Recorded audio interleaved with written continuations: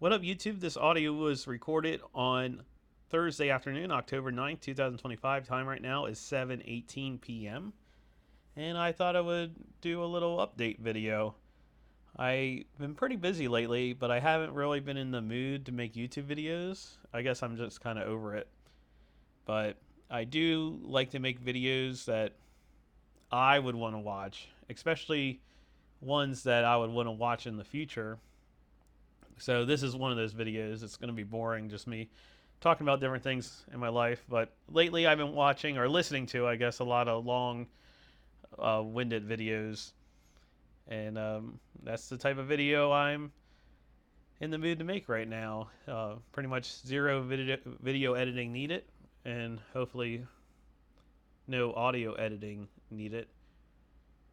But the video that you're watching overlaid on the first part of this video is me replacing the heater core in my Crown Vic.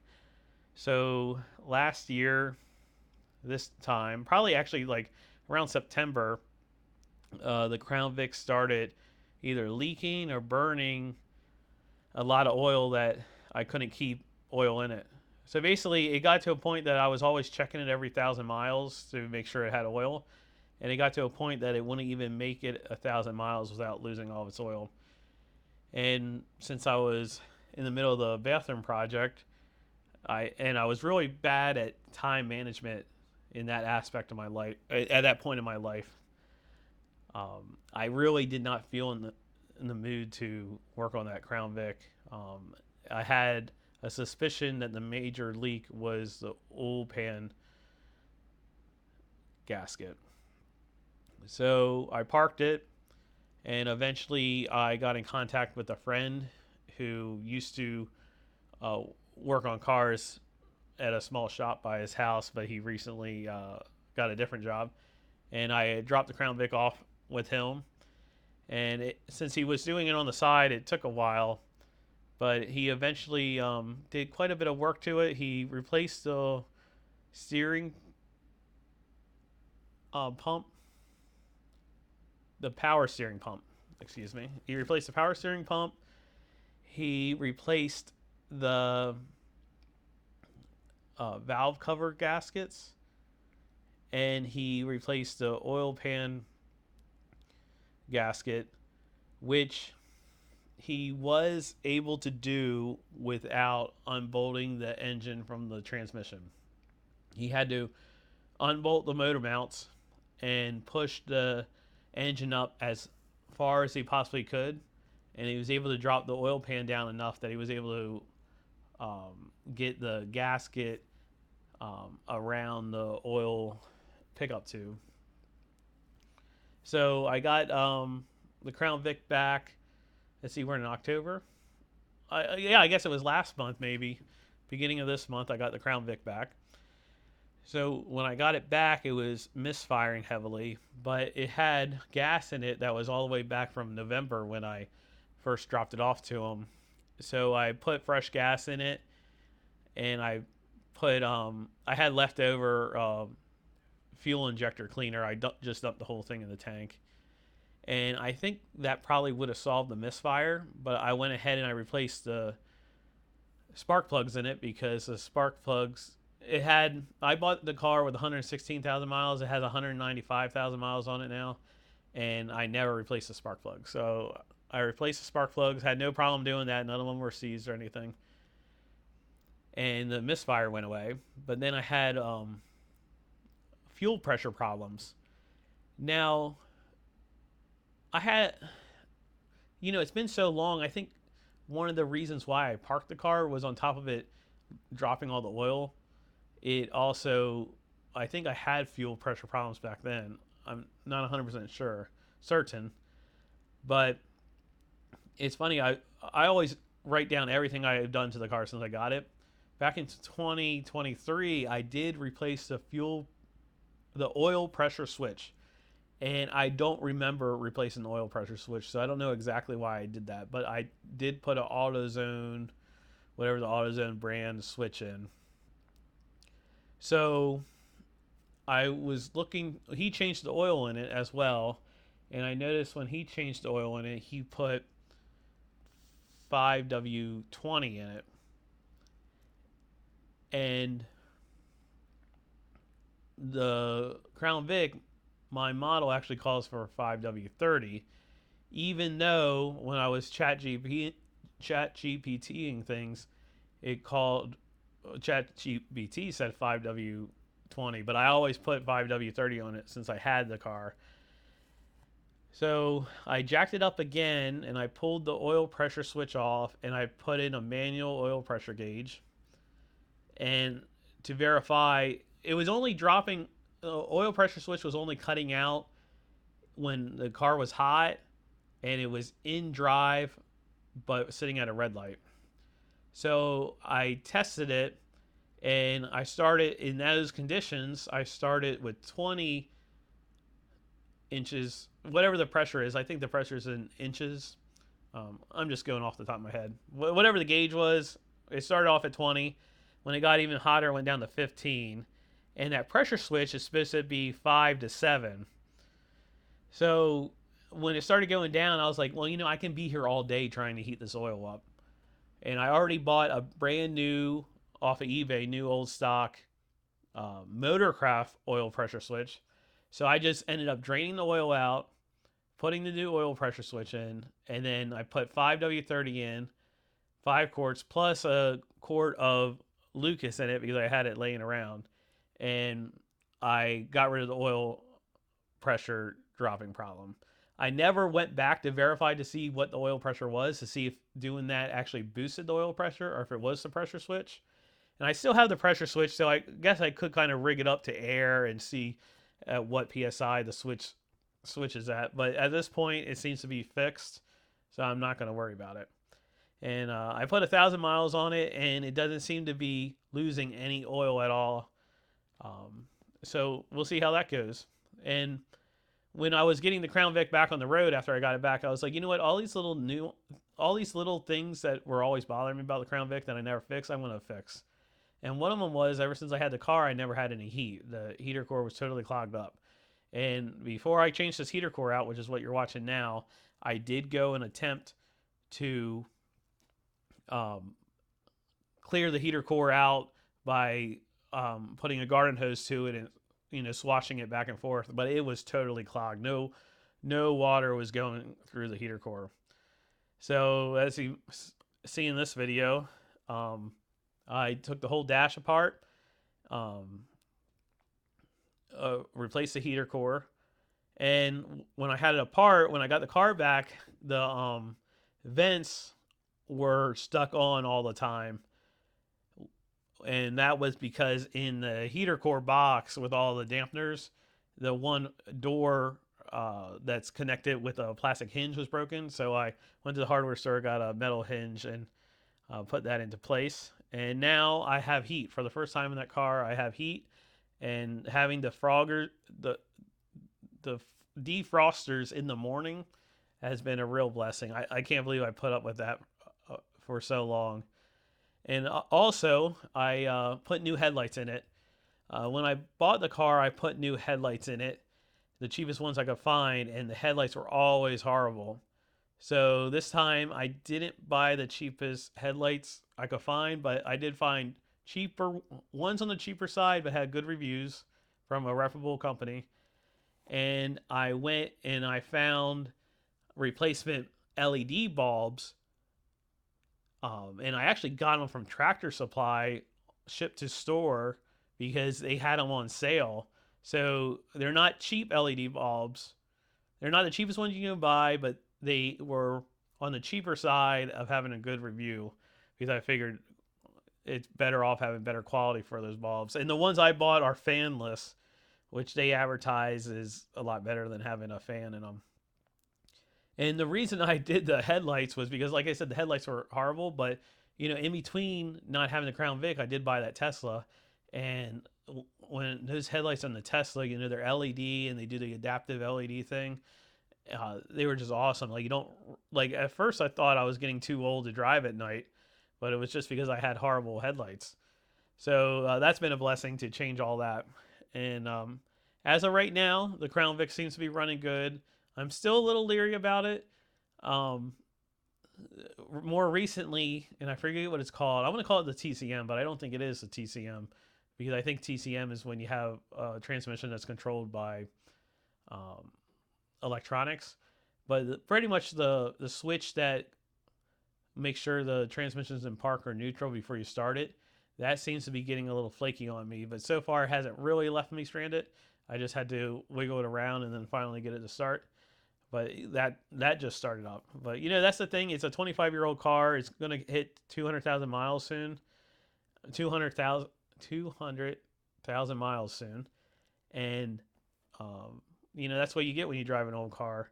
But I really like the car. I really like the way it handles. It has the Crown Vic floating, and yeah, I'm gonna drive that as much as I can until it gives up the ghost or something catastrophic happens. I do kind of regret, now that I have the Crown Vic back, I regret buying the Tesla. But when I didn't have the Crown Vic, I didn't regret buying the Tesla. That was a kind of a spur of a moment decision to buy it. The Highlander models, which are long range Model 3s, they were given 0% financing, so I jumped on that. And I'm kind of fundamentally against buying a new car, but when it came to buying an electric car, I thought it's best to buy a new one that if the battery was abused or not. And you hear these horror stories of these people, dealerships are like swapping out batteries and putting bad batteries into used cars. And when 0% financing, like I said, I just kind of jumped on it. And as far as a new car goes, I was looking at other cars on the market. That Tesla Model 3 is the perfect for my application. Perfect for everything I do. I love driving it. Once you get used to that acceleration, like I said, I didn't get the performance model at all. I got a single motor model. The acceleration's crazy for just being the single motor model. Once you get used to that, when you go back to anything else, everything else seems slow. And I ended up putting 9,000 miles on that car in 3 months. So that's why I'm kind of not driving it now. I'm driving the Crown Vic to try to keep the miles off the Tesla. For warranties and stuff, they always calculate 11,000 miles a year. So I definitely went over that. The one complaint I have, so since I had the 2025 Model 3, I don't have any turn signal stocks or wiper stocks. And the turn signals actually don't bother me. Once you get used to hitting the turn signal on the wheel, it's very intuitive. My only complaint about that car is the windshield wipers hitting the button on the wheel. It's not programmed in a way that's intuitive.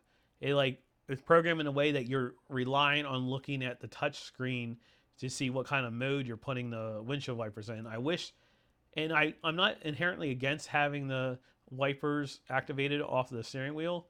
I just wish they reprogrammed how that interface works to make it a little better. So that's my only complaint about that whole car. So that's the story about the Crown Vic. It's back on the road.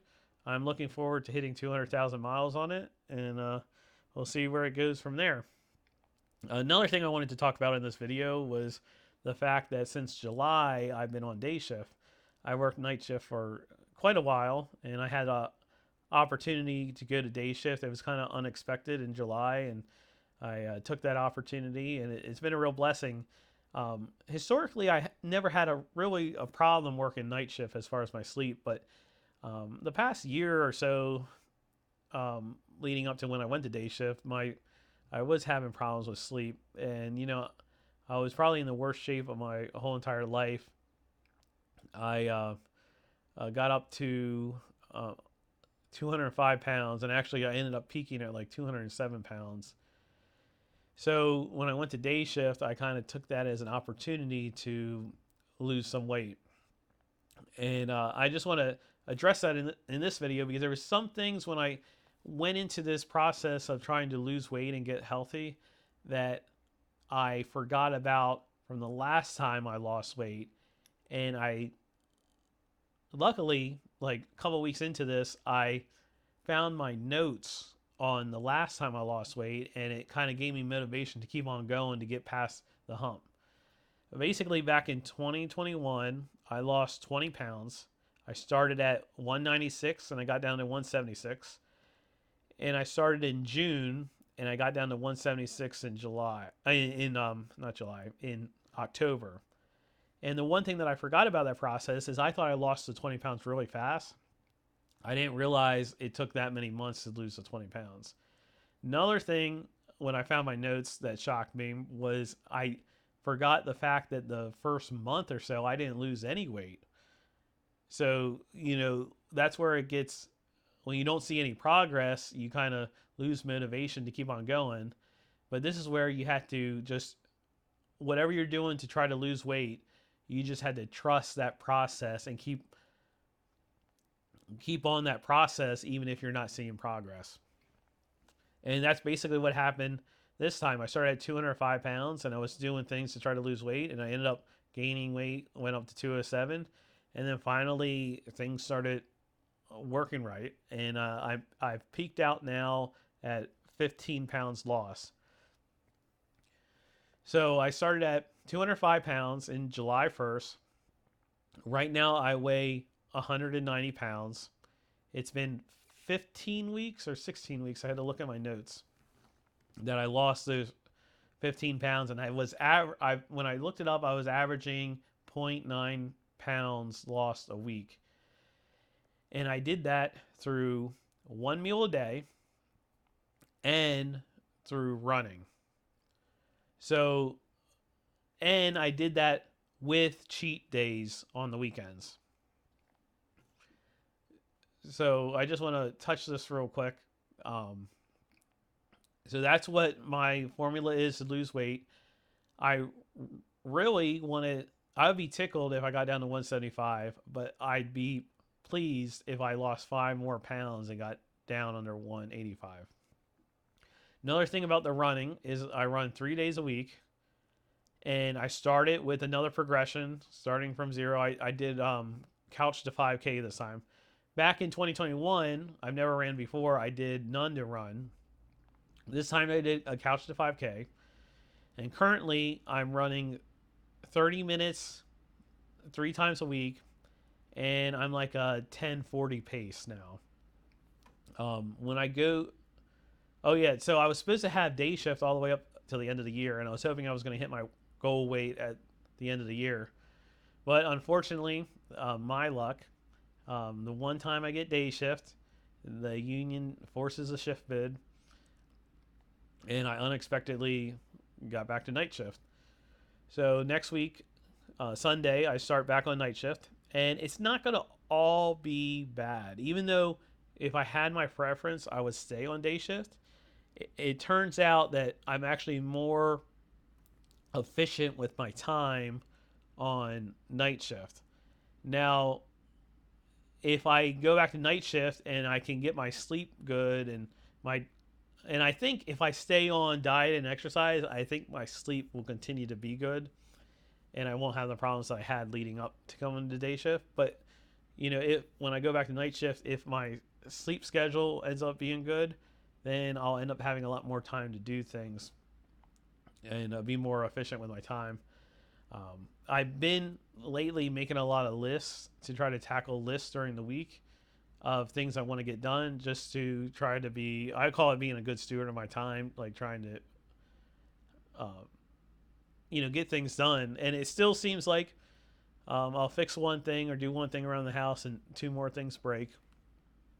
But yeah, it's been really, I always have something I'm doing. Like, just for an example, randomly, and I have a YouTube video on this where I converted UT8 fluorescent light fixture in my kitchen. I converted it to LED. It just randomly went out. So I assume that it's a power supply, but I haven't had time to go up there and troubleshoot it. So that's like an example of fixing one thing and 2 more things breaking. Another thing I want to touch on this video real quick is I just came back this past weekend from going to Boston, Massachusetts, and Salem, Massachusetts. And I took a ton of photos. I just wanted to go there to get some fall weather. I did fly the drone, so look forward to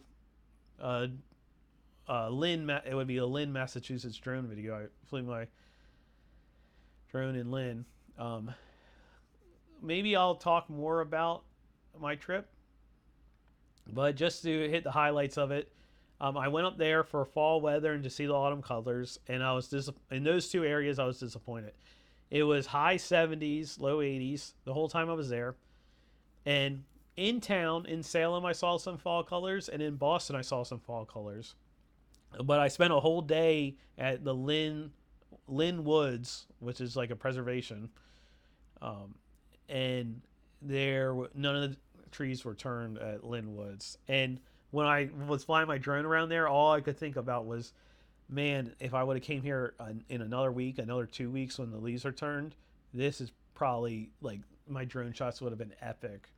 Like when I got above the tree line and was flying my drone, I was like, and all the trees were green. I was so disappointed because I thought, well, maybe there would be some spotches of autumn colors, but yeah, Boston's a really cool town as far as history, and Salem is a really cool town as far as the architecture. There's a lot of craziness going on in Salem in certain areas because it was October, but the architecture is really cool. Like I was just in the day I spent in Salem, I walked 15 and a half miles. I just walked over the whole entire town, and the highlight of my Salem trip was I booked a sunset tour on a 1800s sailboat.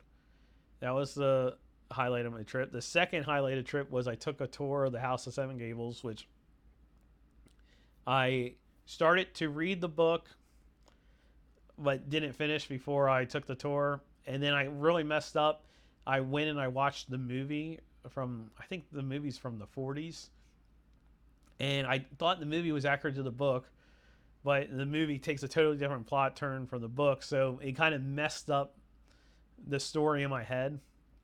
And the tour is really cool because the tour is more about showing you the house and telling you the real history of the house. Because now, since the book isn't as popular as it was when the tour started, the tour was about the fictional history of the house because of the book. But now that no one reads the book, the tour is about the real history of the house, and they touch a little aspects of the book in the tour, like when you're in the accounting room. And so anyway, I went, and when I was there at the gift shop, I bought the book, The House of Seven Gables, because I thought that would be a good souvenir to say, hey, I bought the book at the house. But I didn't think about the fact that I had to carry that book all around Salem with me that day because I did the tour at like 10 in the morning. That book even went on the sailboat with me. And then I had to carry that book. I had no room since I only had a personal bag in Boston. I had no room in my personal bag, so I had to carry that book all throughout Boston. So that book's been everywhere. But yeah, I'm going to attempt to read that book because it is kind of a cool story. And the house is just a really cool house. And the third best part of Salem is I decided to go to Chestnut Street to just look at Nathaniel Hawthorne's house that he lived at when he was in Salem. Oh yeah, because I did some research on things I wanted to hit when I was in Salem, so I had a whole Apple Notes on my phone of everything I wanted to hit, and I was just walking around town, like checking out all this stuff. So I stumbled on Chestnut Street, and that is the prettiest street. All the homes are 1700, 1800 era homes. The sidewalks are brick. The leaves were actually falling on Chestnut Street. Like I was in awe, and no one was there. I went there during the day, and no one was going down Chestnut Street, and I was like, this is like the best street in the whole town. So I was like taking it all in. And at night, before I left Salem, I decided to go through Chestnut Street again because I thought it'd be cool at night. But unfortunately, apparently, a lot of ghost tours like to go down Chestnut Street. So I wasn't alone like I was during the day. There was a lot of tours. But yeah, that was my Salem trip in a nutshell. And I guess before I close out this video, the last thing I want to talk about is, we're kind of being forced to upgrade to Windows 11. I'm using Windows 10 right now. And the only thing that's really forcing me to upgrade to Windows 11 is Fusion 360. Autodesk Fusion 360 is claiming that they will not allow you to run the application when that past October 13th when Windows 10 comes out of service. So I'm going to make an effort. I'm going to edit. I'm actually going to this is my last video I'm going to edit or upload using Windows 10. I am buying a new M2 SSD drive. I'm going to take my hard drive out of my computer, put in a brand new M2 SSD drive, and I'm going to attempt to install Linux, and I'm going to attempt to run all my applications off of Linux. I've been doing research about what Linux to use. I'm going to use Fedora with the GNOME desktop, and I am not 100% sure that all applications I want to run will be able to run that way, but I'm going to try to set them up. And if I can run DaVinci Resolve, Fusion 360, and the Insta360 Studio on Linux, I'm going to just totally commit and just use Linux from now on. If I can't get them set up and running, I'm just going to go and bite the bullet and use Windows 11. I'm not really too concerned, even though I hate this whole privacy debate that's currently going on. I feel that it's a losing battle, so I don't really get too concerned about my privacy. The one thing that I just absolutely cannot stand about Microsoft and Windows 11 is the fact that you are constantly having to try to disable ads or get around from having ads on your desktop. So that's the main reason I want to switch to Linux. So that's going to be a experiment trying to switch to Linux, but hopefully all I have a feeling I'm going to have no problem running DaVinci Resolve. Even though DaVinci Resolve has a Linux version, it's not supported by Fedora, but I've seen videos on DaVinci Resolve running on Fedora, so I don't think that's going to be a problem. Fusion 360, some people say they have a problem running it, some people say they don't, so that'll be interesting. And the same thing with Insta360 Studio. On the online, some people say they can run it, some people say they can't. So until I actually go and try to bite the bullet and switch to Linux, I won't know if I can run it or not. But I thought I would leave this video with that. Yeah, that's what's been going on in my life. Like I said, this video is like probably really boring for 99% of you, but I know in 5 years from now, I would like to, if I watch this video again, I would like to listen to myself talk. I like listening to myself talk. What can I say? Thanks for watching. I'll see you in the next one.